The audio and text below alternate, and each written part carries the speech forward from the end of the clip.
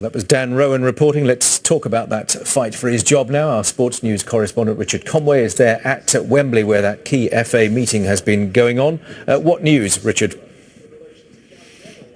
Well, it's very little noise coming out of FA headquarters here behind me at Wembley Stadium. We've been here for most of today waiting to hear if the FA still have confidence in Sam Allardyce, if they still want him to be the England manager going forward from this point, especially given what he said to the Daily Telegraph. So no word yet from the FA, no word yet either from Sam Allardyce, but we will have to wait and see if that changes this evening. Of course, there could be the potential for further damaging revelations to be revealed in tomorrow's edition of the Daily Telegraph. We'll have to wait and see what, if anything, they will add to their story from today.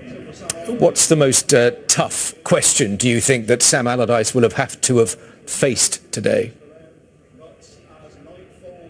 I think those questions regarding third-party ownership and in relation to his appearing to give guidance, advice on how to get around those regulations. Third-party ownership concerns players who are owned by a separate corporation or a group of investors, and they are then placed into a club or sold to a club with the economic rights retained by those investors. It was outlawed by the FA in 2008.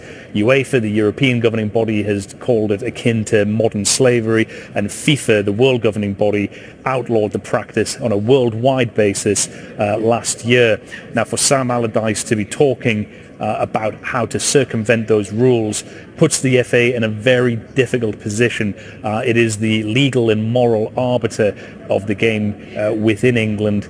Anything from their highest profile employee in which he seems to be going against those regulations, seems to be speaking and offering advice on how to get around those rules, is very damaging for the institution as a whole. And I think that is probably where the focus of discussions has been today for officials. Regardless of that, some of the things that Sam Allardyce discussed in there were acutely embarrassing.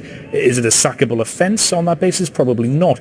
But the fact that he's talking about those regulations, and given the FA's wording and stance over the last few years to be whiter than white, to be ethical, to do business above the fray and above board, and to encourage others in world football to do the same, puts them in a position where they may well have to act against Sam Allardyce. We will have to wait and see what their official position is. No word yet from them.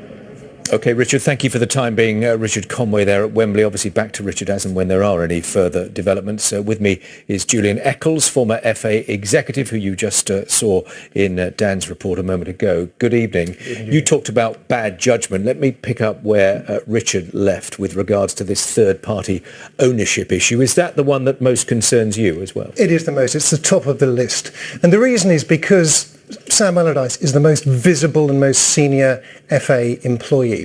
These are very important rules that have been talked about here so casually by Sam Allardyce. And it's really unfortunate that his advisors allowed him to get into this position. They haven't done the work to prepare him for such a meeting. Such a meeting should never have taken place if they had done the diligence. If a chartered accountant who supposedly works for him had done his work, then this meeting would never have happened. But that now is by the by. It has happened, and the most important charge is around these third-party ownership allegations. He said two things. He said that the rules were, quote, ridiculous, according to the report in this morning's Telegraph. He said they were not a problem as well. In addition, he's given, as Richard, your correspondent, just said, he appeared to give advice about how they could be circumvented. Now, these are very damaging allegations, and the FA team who will be talking to him will want to know from him and his representatives what he's got to say about that. And take us back to the ban on third-party ownership, because that was in 2008. Mm-hmm. Why was that considered the right thing to do at the time? Because it's a matter of integrity, what's called integrity in the game. The Premier League wanted this to happen, many others throughout the game, because it compromises the player's commitment to the club if they're also owned by a third party. So the third party, it's in the interest of the third party to continuously have a player move on. Each time a player moves on, then they get a cut from that fee that's paid to the next club. So it totally compromises the player. The player and the club are therefore not aligned in their interests. So that's why it undermines the game and the integrity of the game. These are very important rules. As for the rest of what he is alleged to have said and done here, is that more embarrassing than job-threatening? I think it is. Some of the other stories in the paper this morning about what he may have said about the former manager, Roy Hodgson, and so on, they're trivial compared to these main charges about the rules and also the potential that he may have had a commercial contract with an organisation offering, it's reported, £400,000. Why does an England manager need that kind of extra support personally? He's paid £3 million a year to undertake the most important job in English football, to work for the fans, for the players, for our national team to do that.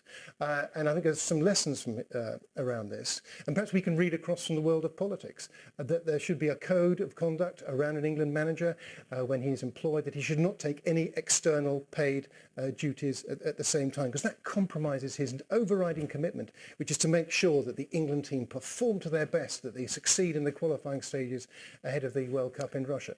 You know how the FA works. What will they be weighing up at this moment? I think paramount is them being seen to be an authoritative, reputable governing body, that where they have rules, that the rules are complied with across the game. That's the most important undertaking for them. They won't necessarily be interested of the short-term considerations. My goodness, we've got 3 World Cup qualifying competitions matches coming up, including the Wembley match against Scotland in early November. That is incidental compared to the paramount need to make sure the authority of the FA remains. In which case, he looks in a very suspect place. It's not looking good. Okay. Julian Eccles, thank you very much indeed for coming in. Thank you.